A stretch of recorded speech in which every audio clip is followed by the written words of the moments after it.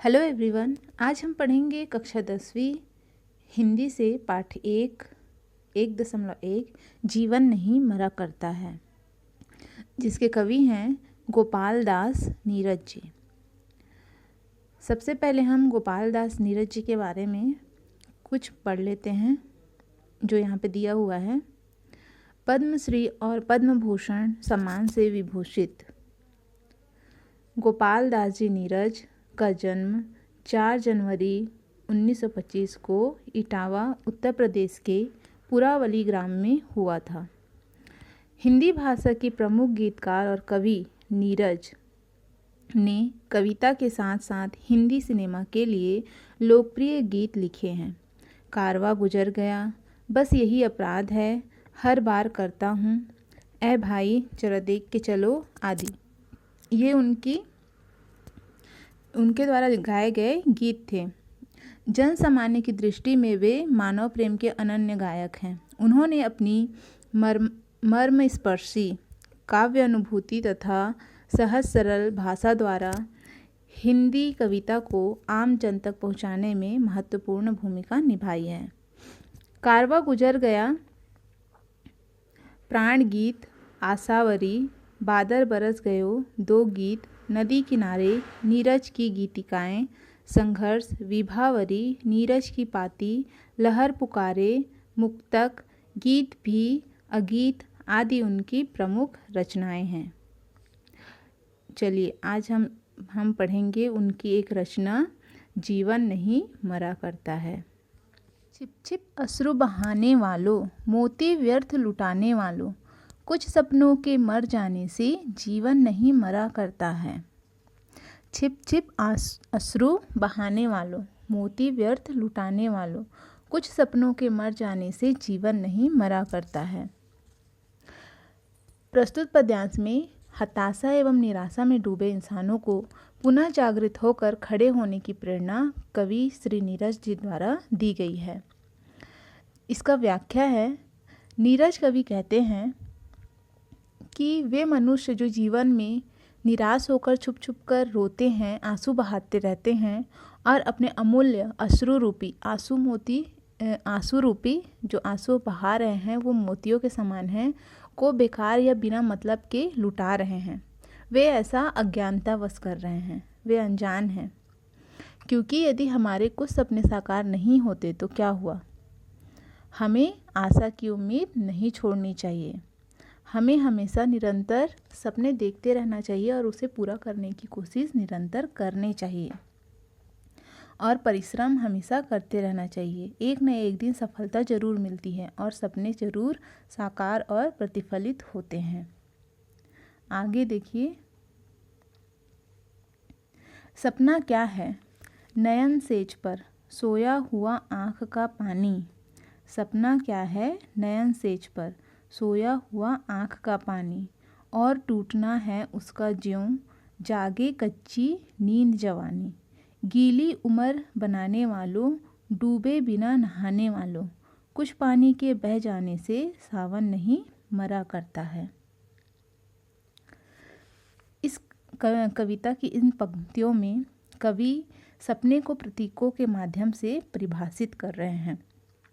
वे कह रहे हैं कि जिस प्रकार नींद की अवस्था में जब हम सोए रहते हैं तब आँख का पानी हमारी पलकों रूपी बिछौने, सोया हुआ आँख का पानी है ना, जो जब हम सोए रहते हैं तो हमारे आँख का पानी हमारे पलक के नीचे बिछौने पर सोया रहता है।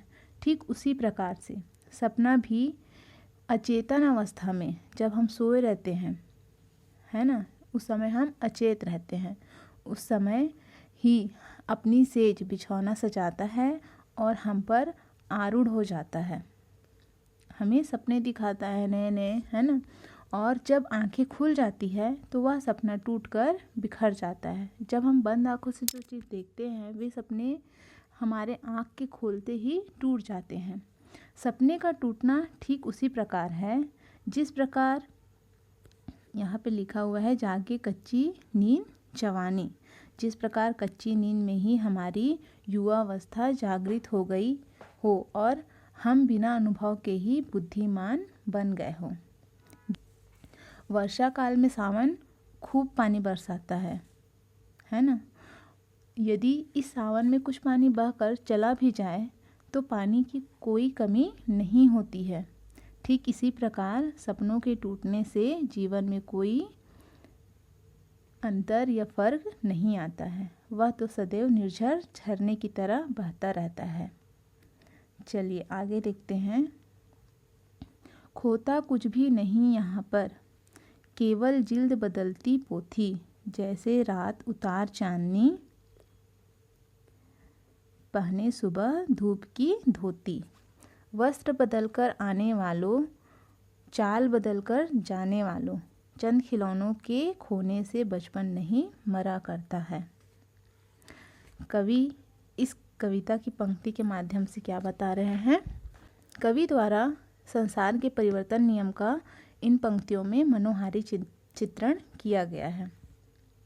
चलिए इसकी व्याख्या देखते हैं। कवि कहते हैं कि खोता कुछ भी नहीं यहाँ पर, मनुष्य इस संसार में कुछ भी नहीं खोता है, क्योंकि केवल जिल्द बदलती पोथी। संसार में आया था तो वह खाली हाथ आया था, और वह जब संसार से जाएगा तो वह खाली हाथ ही जाएगा। जिस प्रकार हम पुस्तक के पुराने, केवल जिल्द बदलती पोथी, जिस प्रकार हम पुस्तक के पुराने कवर को निकाल कर नया कवर पृष्ठ पुस्तक पर चढ़ा देते हैं, अर्थात पुस्तक नहीं बदलती, उसका कवर या जिल्द बदलता है, उसी प्रकार जैसे रात उतार चांदनी, जैसे रात्रि की चांदनी निशा काल बीत जाने पर सुबह की मधुर बेला में धूप की पोशाक ग्रहण कर लेती है। रात को हमें चांदनी दिखाई देती है और सुबह सूर्य की रोशनी की वजह से वह दिखाई नहीं देती। पहने सुबह धूप की धोती, सुबह धूप की वजह से हमें दिखाई नहीं देती है। वस्त्र बदलकर आने वालों, चाल बदलकर जाने वालों, वस्त्रों का परिवर्तन एवं हमारी गतिविधियों में बदलाव प्राकृतिक रूप से घटित होता है और होता रहेगा। और यदि बचपन में हमारे खिलौने में से चंद खिलौनों के खोने से बचपन नहीं मरा करता, और यदि बचपन में हमारे खिलौने में से कुछ खिलौने टूट भी जाते हैं तो क्या हुआ, हमारा बचपन तो ज्यों का त्यों ही रहेगा, है ना। खिलौने के टूटने से बचपन नहीं बदलने वाला। आगे की पंक्तियां हैं। लाखों बार गगरिया फूटी, शिकन न आई पनघट पर, लाखों बार गगरिया फूटी, शिकन न आई पनघट पर, लाखों बार कश्तियाँ डूबी, चहल पहल वो ही है तट पर। तम की उम्र बढ़ाने वालों, लौ की आयु घटाने वालों, लाख करे पतझर कोशिश पर, उपवन नहीं मरा करता है। लाख करे पतझर कोशिश पर, उपवन नहीं मरा करता है।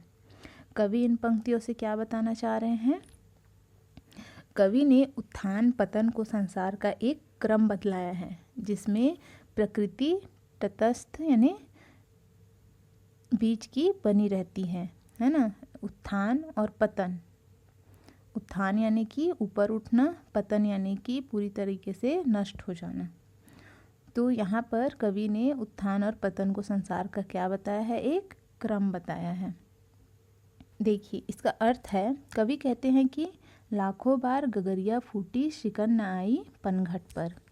पनघट पर हजारों महिलाएं पानी भरने जाती हैं और उनके पनिहारिनों के मटकियाँ पनघट पर कई बार फूट जाती हैं, लेकिन पनघट की प्रकृति ज्यों का त्यों ही रहता है, वो वैसे ही रहेगा पनघट। उसी प्रकार लाखों बार कश्तियाँ डूबी, चहल पहल वो ही है तट पर। उसी प्रकार लाखों बार कश्तियाँ डूबी, चहल पहल वो ही है तट पर। इसी प्रकार क्या हुआ है, कई नावें नदी के अंदर समा जाती हैं, डूब जाती हैं, परंतु वह नदी तट वैसा ही बना रहता है, उसमें कोई बदलाव, नदी तट पर कोई बदलाव नहीं होता। चहल पहल वहाँ पे बना ही रहता है, वहाँ कुछ बदलाव नहीं होता। तम की उम्र बढ़ाने वालों, लौ की आयु घटाने वालों, वे लोग जो हमेशा अंधकार लाना चाहते हैं। तम यानी अंधकार होता है, तम मीन्स होता है अंधकार। बाधक बनकर अच्छे काम में अड़ंगा लाते रहते हैं, है ना। जो अंधकार लाने वाले हैं वो हमेशा हर काम में बाधक बनते रहते हैं। उनके ऐसा करने से समाज में कोई भी बड़ा परिवर्तन नहीं आता है, कोई भी बदलाव नहीं आता है। वो कितनों भी कोशिश कर ले, कोई बदलाव नहीं ला सकते, बुराइयों को नहीं फैला सकते। लाखों करे पतझड़ कोशिश पर उपवन नहीं मरा करता है। यदि पतझड़ चाहे कि मैं उपवन को उजाड़ दूं, सारे पत्ते झड़ते हैं फिर भी उपवन बना ही रहता है ना। तो पतझड़ के आने से उपवन नहीं मरा करता है, उपवन तो वैसे ही रहेगा, फिर से पत्तियां आ जाएंगी, फिर से हरी भरी खुशहाली छा जाएगी।